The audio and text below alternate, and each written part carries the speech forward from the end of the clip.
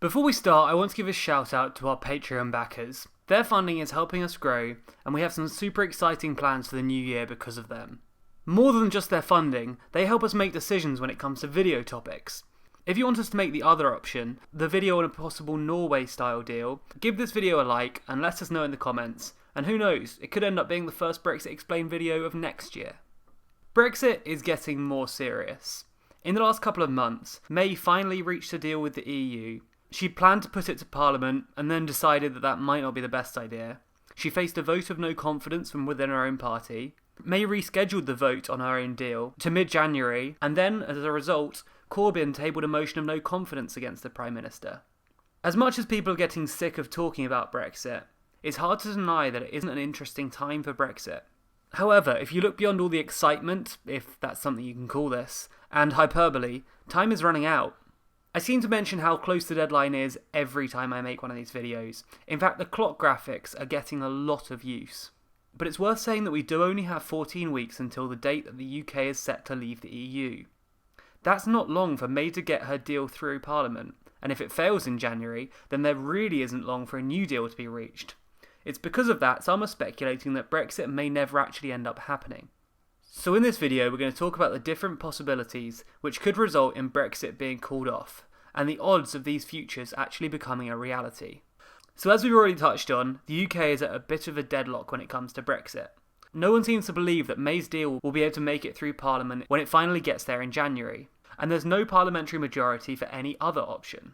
There's been some more kicking the can down the road, but no real solutions when it comes to the matter at hand. As you might remember, nearly 2 years ago Theresa May invoked Article 50, starting the countdown that I mentioned earlier. At the time, this probably looked like a politically savvy move. She was rebranding herself as a true Brexiteer, having supported the Remain campaign before the referendum. But, in retrospect, it might not have been the right thing to do.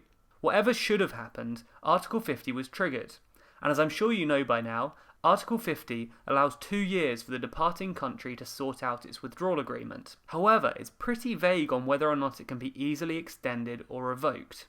In fact, you can go online and read it yourself. We'll provide a link to it in the description. It's remarkably easy to read for a legal text of such massive importance, and that's because it was mainly written by politicians, not lawyers. This is why there's been so much ambiguity recently over what exactly the UK is allowed to do.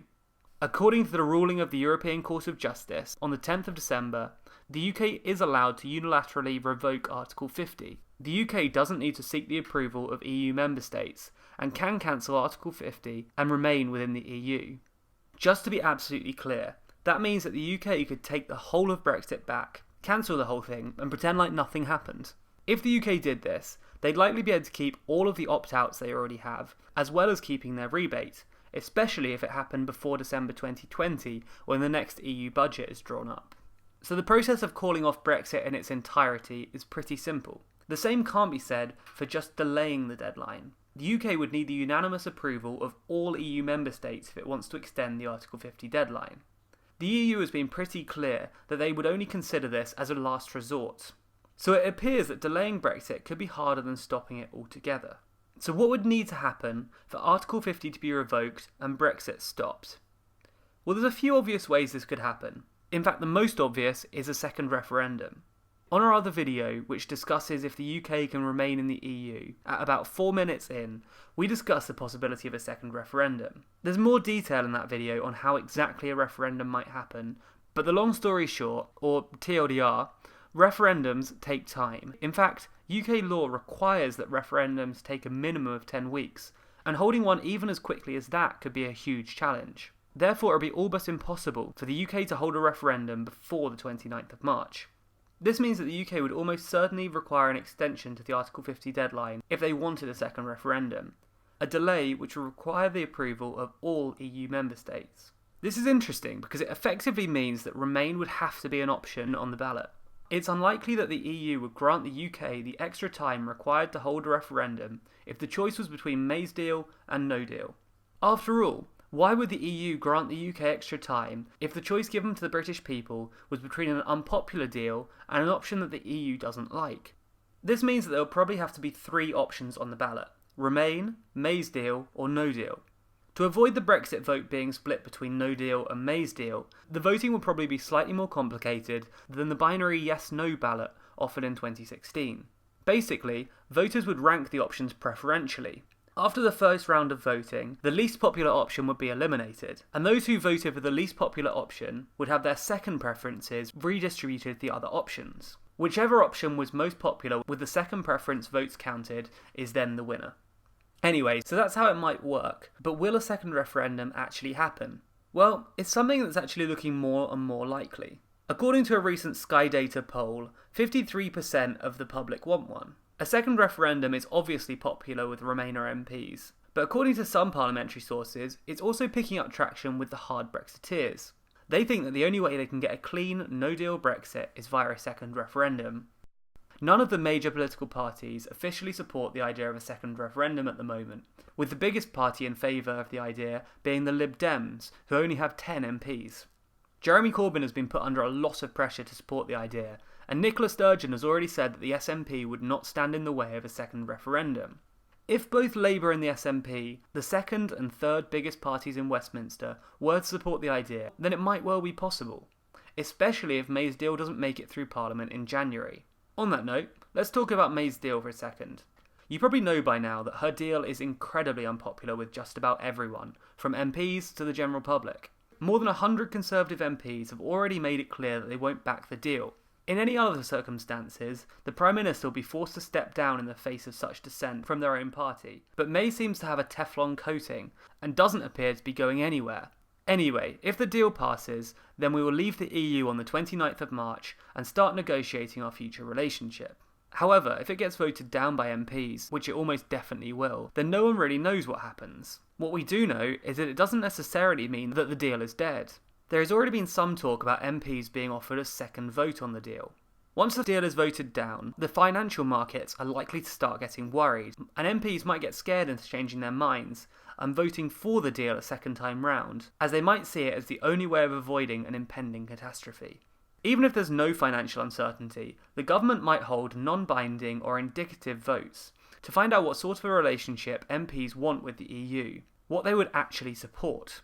Once it's been shown that none of the options get majority support, May might try and put her deal back to Parliament as the best of a bad bunch. For now, let's imagine that the deal fails in the first parliamentary vote. Not exactly the biggest leap of imagination, I'm sure you'll agree. As we've just said, it might go to a second referendum, and Remain might win, thus stopping Brexit. Another outcome which could lead to the cancellation of Brexit is a general election. Now, a general election won't stop Brexit by itself, obviously, unless a pro-EU party like the Lib Dems were to win. And that's unlikely given that the Lib Dems don't poll above 10%. However, it's possible that Labour could pledge to support a second referendum, meaning if they won, it could lead to another referendum and Brexit being stopped. There are two ways a general election could be called, according to the Fixed Term Parliament Act. It could be called straight away, as it was in 2017, if 2/3 of a majority of the House of Commons agree to it. But that's unlikely, given that Conservatives don't want a general election and hold nearly half of the seats in Parliament. The other way it can be called is via a vote of no confidence in the government, a slightly more powerful vote than the one that Jeremy Corbyn called for on the 17th of December. A vote of no confidence requires a simple majority of 50% to pass. If the motion passes, then Parliament has 2 weeks to form a new government. If they can't agree on another government in that time, then it goes to a general election. This leaves open an interesting possibility. There's a small chance, a very small chance, that if this were to happen, a government of national unity might be formed instead of a general election. Governments of national unity are governments that consist of all major parties, and are usually formed in times of national crisis. To give you some context, this hasn't happened since World War II. This is really uncharted territory, and no one knows what would happen then. But the idea is that this government would be able to prevent a no-deal Brexit, and so would probably revoke or at least delay Article 50. There's one last thing worth mentioning. The fundamental principle of the British Constitution is a concept that's known as parliamentary sovereignty. This means that ultimately, what Parliament says goes. So hypothetically, a parliamentary majority could just force the government into revoking Article 50. This is unlikely, but not impossible. A vast majority of MPs are against a no-deal Brexit, and as no deal becomes more and more likely, MPs might resort to desperate measures.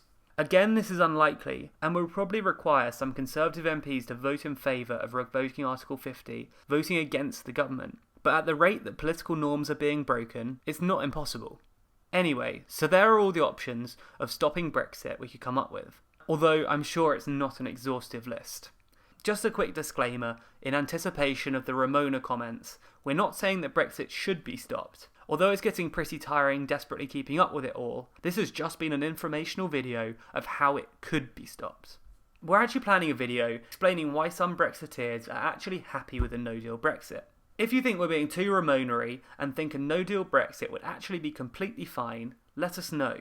You can comment below, but honestly, we might not see it. So drop us an email to hello@tldrnews.co.uk with the subject line, "In defence of no deal." We won't be able to respond to all of your emails, but the arguments that you make in favour of a no-deal Brexit could help shape a future video. As I've mentioned at the beginning, our Patreon backers helped us pick the topic of this video. Having a say in the content we make is one of many perks of being a Patreon backer. If you support us on Patreon, you also get your hands on exclusive merch, early access to some of our videos, exclusive behind-the-scenes content, and much more. Find out more about what becoming a Patreon could get you by going to patreon.com/TLDR News. Regardless of whether you choose to back us or not, your support this year means a lot to us. Make sure you follow us on Instagram, Twitter and Facebook to get all of our updates as we continue in 2019.